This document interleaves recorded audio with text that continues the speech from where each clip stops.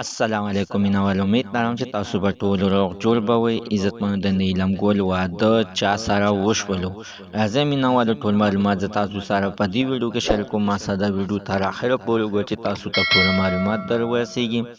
د دې معلومات نه مخکې اول زه تاسو ته دا یادګي کوم، تاسو کو چاري زموږ په دې سوپر کلیک چینل کې نوی وئ، چینل هم نوی سبسکرایب کړئ.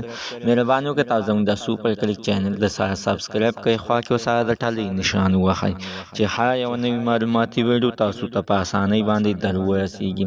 نیلم ګل عزتمن سره د تعارف محتاج نه ده، دا د مراد ښځه وه. اوس عزتمن هغې یعنې طلاقه کړې وه.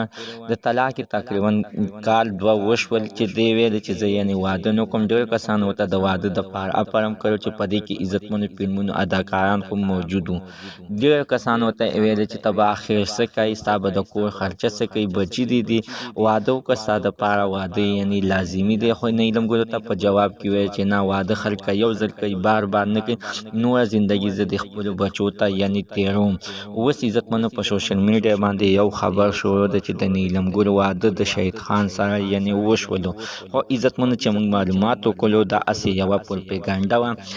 نیلم ګل هغه شانتې په خپل ژبه باندې ولاړه ده او ویل دي چې زه یعنې واده نه کوم او واده ته مې نه څه شوق شته او نه مې ورته څه ضرورت شته، ځکه چې زه چې چا سره واده وکړم هغه د دې دپاره ما سره واده کوي چې نیلم ګل به پیسې ګټي او ما ته به یې راکوي. د دې نه ښه دا نه ده چې په خپله یې ګټم او په خپلو بچو باندې خورم او د دوی مستقبل یې یعنې ښه کړم.